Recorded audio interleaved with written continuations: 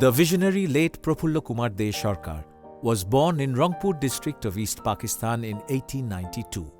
He completed his matriculation in 1911 from Nilphamari, Rangpur, his ISc and BA from Rajshahi College, and his MA from Calcutta University.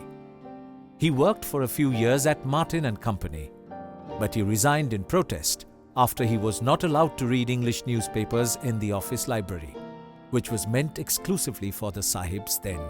He took up a career of teaching English. He served as a headmaster in schools in Noakhali and Moimonching. By that time, he had come to be known as the legendary Master Moshai. He was also the secretary of the All Bengal Teachers Association, or ABTA. The first edition of his celebrated A Textbook of Higher English Grammar, Composition and Translation was published in 1926 by Saraswati Press with P. Ghosh and Company as publishers. বাবা এটা লিখেছিলেন 1926 সালে, তখন east পাকিস্তানে school টিচারই করতেন আর কি। তারপরে রাজশাহীতে চলে আসার পর তারপরে আমাদের সব জন্ম রাজশাহীতে হয়। আমার দিদিরা দুই যমজ, আরতি আর অঞ্জলি যমজ, ওরা 1930-তে জন্মগ্রহণ করে। ওনারা প্রচুর পড়াশোনা করেছেন। তারপরে আমরা দুই ভাই, আমি ইঞ্জিনিয়ারিং সায়েন্স খড়গপুর IIT থেকে পড়েছি। তা আমরা বাবার সঙ্গে বরাবরই রয়েছি। তো আজকে বাবা নেই, কিন্তু বাবার সেই বইটা আমরা যে কোনোভাবে হোক অনেক করে মেনটেন করে যাচ্ছি, এবং এটা এখনও প্রচুর মানে চাহিদা আছে, সবাই চায়। এবং সবাই বলে যে এটা এমন একটা বই যেটা হয়, যেটা মানে ইন্ডিয়ান ছাত্রদের পক্ষে ইংরেজি শেখার পক্ষে খুব হেল্পফুল। এরকম ঠিক প্যারালাল বই আর নেই কোথাও। তো সেই জন্য আমরা খুব খুশি যে আজকে আমরা এটাকে, বাবা মারা গেছেন প্রায় 42 বছর আগে, কিন্তু এখনও আমরা এটাকে ধরে রাখতে পেরেছি। He joined the Bholanath Bisheshwar Hindu Academy School in Rajshahi in 1930 and became its headmaster. He was there till August 1948. তার সুযোগ্য পরিচালনায় বিদ্যালয়টি উন্নতির চরম শিখরে আরোহণ করে। তিনি দীর্ঘকাল এই একাডেমির প্রধান শিক্ষকের পদ অলঙ্কৃত করেন এবং তৎকালীন পূর্ববঙ্গ ও পশ্চিমবঙ্গের সর্বত্রয় সুধীমহলে তিনি সুপরিচিত ছিলেন। এই সময় বিদ্যালয়ের ছাত্র সংখ্যা 1100 পর্যন্ত উঠিয়াছিল। দে সরকার মহাশয়ের নির্লস কর্মদক্ষতা, বিজ্ঞ ও সুদক্ষ পরিচালনা, ত্যাগ, অপক্ষপাত, অতুলনীয় ব্যক্তিত্ব, তীক্ষ্ণ অন্তর্দৃষ্টি, শিক্ষকদের প্রতি সদয়, সরল ও বন্ধুনোচিত ব্যবহার, গভীর পাণ্ডিত্য, নির্লোভ মনোভাব, সর্বোপরি মহানুভবতা বিদ্যালয়টির ইতিহাসে সহিত চিরস্মরণীয় হইয়া থাকিবে। কি খেলাধুলায়, কি শিক্ষাদানের ব্যাপারে, সর্বদিক দিয়েই শিক্ষায়তনটির বিভাগের মধ্যে, এমনকি সমস্ত দেশের মধ্যে একটি উল্লেখযোগ্য বিদ্যালয় রূপে পরিগণিত হইয়াছিল। এই সময়টিকে বিদ্যালয়টির স্বর্ণময় যুগ বলা যাইতে পারে। এই বিদ্যালয়েই অবস্থানকালে তিনি তার বিখ্যাত এবং অমূল্য গ্রন্থ higher English grammar translation and composition রচনা ও প্রকাশ করেন, যে গ্রন্থ বাংলাদেশ এবং ভারতের বিভিন্ন উচ্চ বিদ্যালয়ে স্থায়ী পাঠ্যরূপে নির্দিষ্ট হইয়াছে। এই গ্রন্থের মাধ্যমেই তিনি এই বিদ্যালয়ের সত্তার সঙ্গে নিরবধিকাল যুক্ত থাকিবেন। He kept on working on the book and developed it further in these libraries in Rajshahi College and at BB Hindu Academy. An enormous amount of research went into creating the content of this book during this period. By the mid-1930s, it had gained immense popularity amongst Bengali students as the most sought-after book to learn English. In those days, learning English was the only path to jobs and professional prosperity. The Anglo-Bengali edition addressed the intricacies of English grammar in easily understood vernacular to that segment of Bengali students. He sent his twin daughters, Aruti and Anjali, for higher studies in Presidency College in 1947. In that day and age, sending daughters away from home to pursue higher study in sciences while staying in hostels was probably unheard of. It shows how forward-thinking and fearless he was. February 1948. Despite protests from his neighbors and his numerous students, he sold his house in Rajshahi and crossed over by boat from Godagari Ghat in East Pakistan to Lal Gola Ghat, Murshidabad district in independent India, and took a train to Kolkata. Like millions of others displaced during the partition, he started his life afresh in a new country and a new city. He rented a house in Protapaditya Place, where they all took shelter. His sons Povitra and Porimal got admitted in Chetla Boys' School. The grammar book was his principal source of income to support his young family.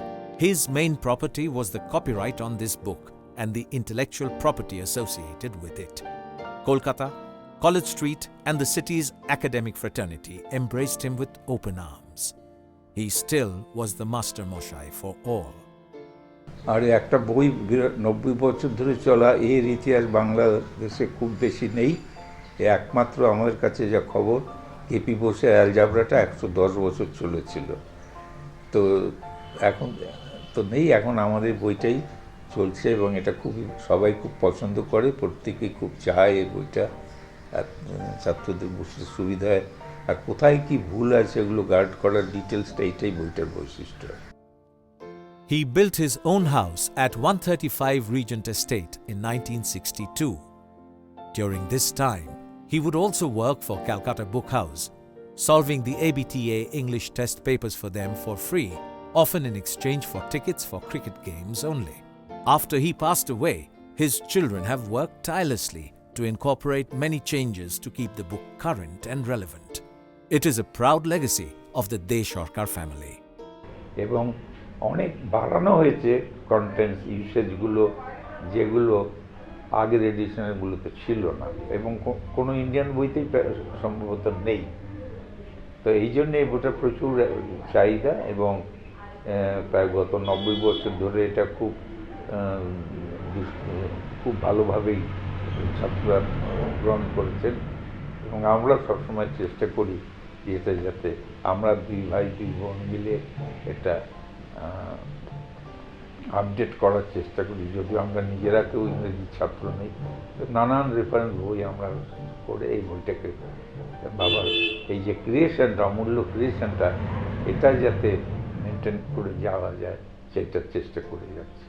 খুব আন্তরিকতা ছিল, বাইরে বেরোবো, পছন্দ না করলে পরপর দুদিন হলে পছন্দ না করলে মুখে বলতেন না যে তুমি যেও না, তখন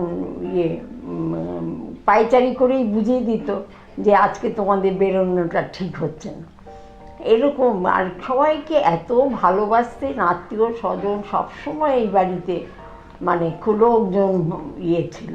আর দাদু যখন মারা গেছিলেন আমার তখন 5.5 বছর বয়স, তো বেশি অত কিছু মনে নেই, শুধু মনে আছে দাদু আমার ঘরে একটা সিঙ্গেল বিছানা ছিল, সেই বিছানার মধ্যে বসে বসে বইয়ের কাজটা করতো। আর যখন বইটা যখন রয়্যালটিটা যখন পেত, তো সবসময় ফার্স্ট টাকাতে সব মানে নাতিদের ডাকতো আর 2 টাকা করে দিত আমাদের। আর ওই 2 টাকাটা নিয়ে আমরা ওয়েট করতাম কবে টাকাটা পাবো। পেলেই আমি তো ছুটতাম হজমি খেতে, স্কুলের সামনে হজমিওয়ালা বসতো, সেটা হজমি খেতে ছুটতাম। The 41st edition of the book was published in 1973. By then it had become a bestseller and would be the preferred book for English grammar, competing with the more established books by English authors such as Renan Martin or John Nesfield.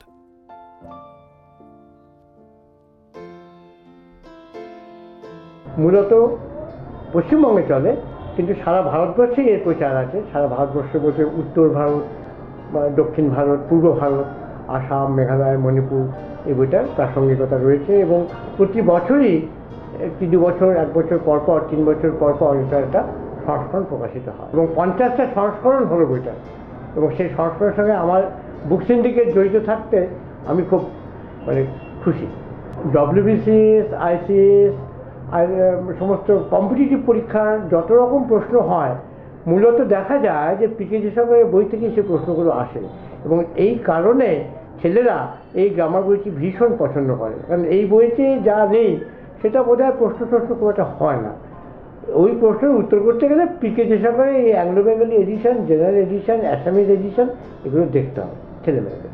আসামে যে সংস্করণ আমরা করেছিলাম অহমিয়া ভাষায়, সেই সংস্করণটা কৃষকের যে মূল বই তার আসামি মানে অহমীয় ভাষাতে সংস্করণ হয়েছিল মূল বই থেকে, এবং সেটা এখন খুব খুব প্রচার, খুব চলে বইটা।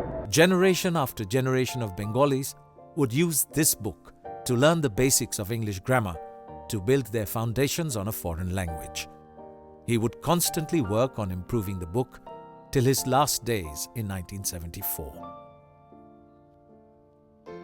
তো আজকের এই অনুষ্ঠানে আমরা থাকতে পেরে নিজেদের খুবই আনন্দিত বোধ করছি যে যে বইটা বাবার যে বইটা গত 90 বছর ধরে চলেছে সেইটা 50তম সংস্করণ আজকে উদ্বোধন করবার জন্য আসতে পেরেছেন আপনারা সবাই, এই জন্য আমরা খুবই আনন্দিত। এবং এই বইটা যাতে যতদিন পারি আমরা চেষ্টা করে যাব যাতে ছাত্রদের যে কাজে লাগে।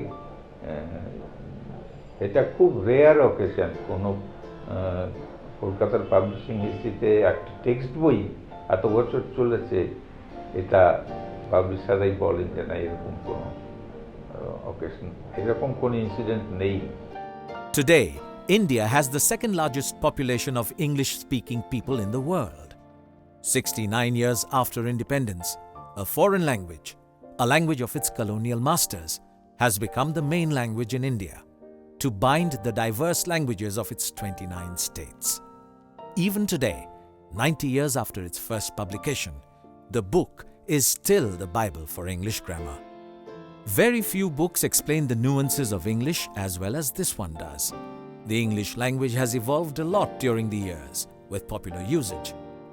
We believe that this book has a role, however small, to make the English language popular in Eastern India.